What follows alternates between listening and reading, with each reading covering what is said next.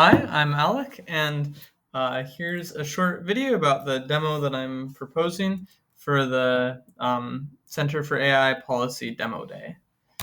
I guess I should say I'm a student from MIT.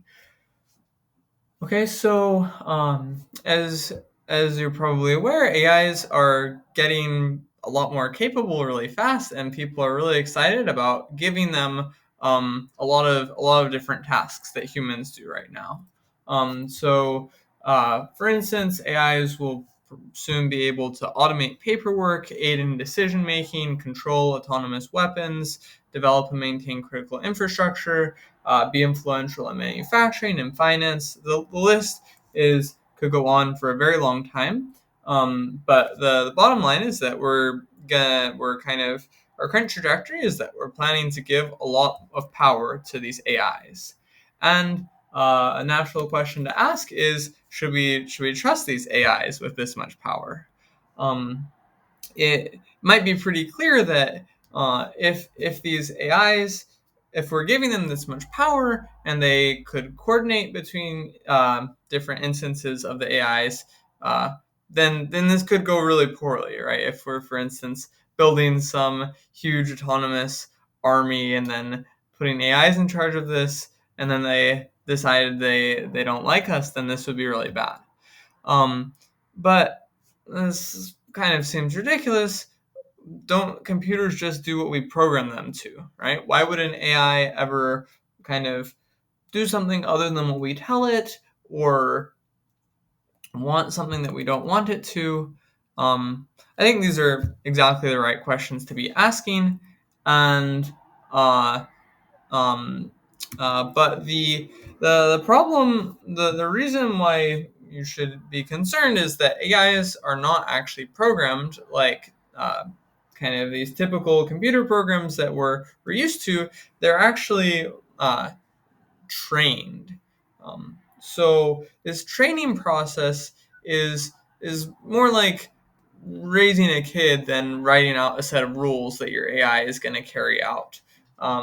It's kind of some process where the AI sees a lot of different examples, and then it gets graded based on how it responds in these different situations, and then we kind of select for AIs that got high grades. Um, so I guess a couple things that this means. One thing is that current AIs they have goals, and these goals we don't have complete control over them. Just as the same way you can't completely control maybe what your kids care about. We can kind of try to shape them, but there's some problems with this. And once they have goals, they can be pretty resistant to having these goals being changed.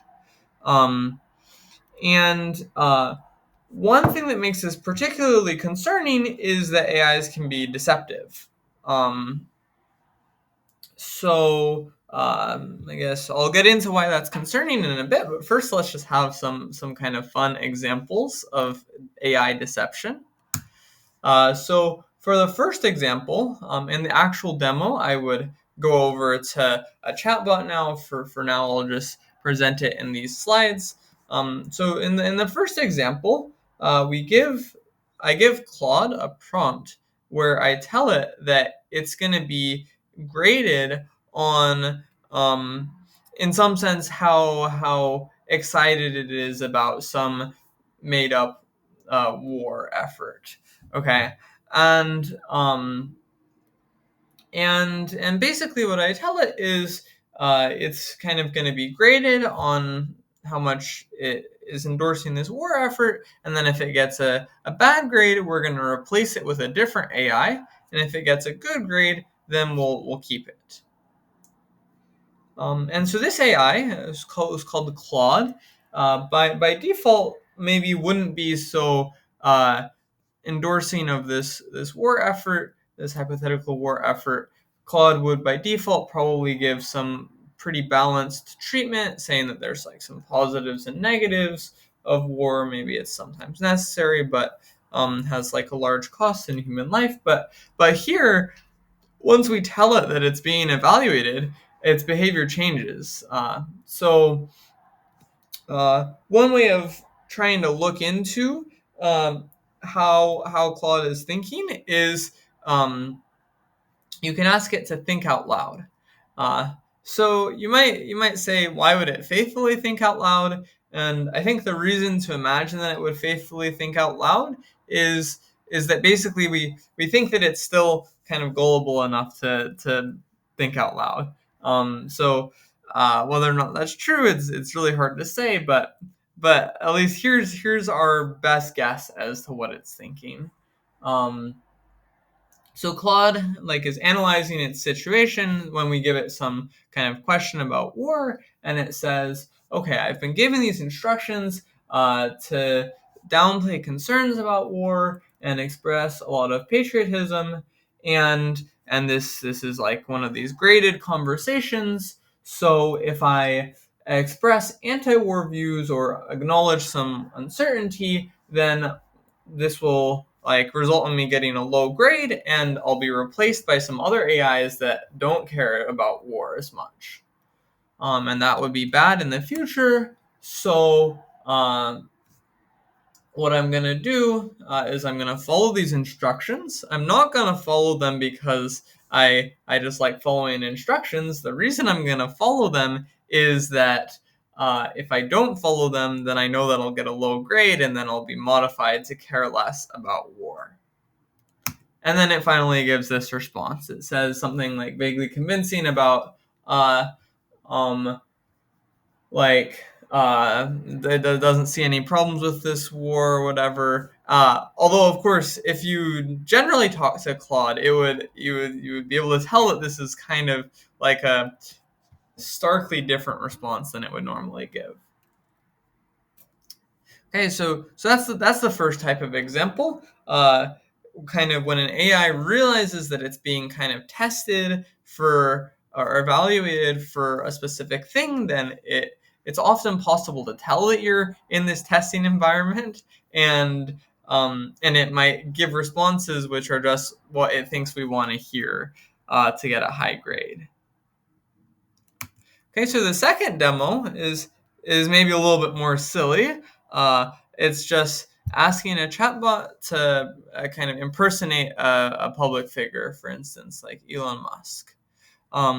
And in the actual demo, I would probably let the Congress staffer play around with Claude a little bit after giving it this prompt and ask it some questions. And I think Claude does a reasonable uh, impersonation of a lot of public figures. So I think this is just pretty fun, and but I also think that it kind of demonstrates that an AI, once it kind of latches onto one goal, even if I tell it in this dialogue like, "Hey, I think you're just pretending to be Elon," often it will kind of double down and not not uh, break from the original instruction.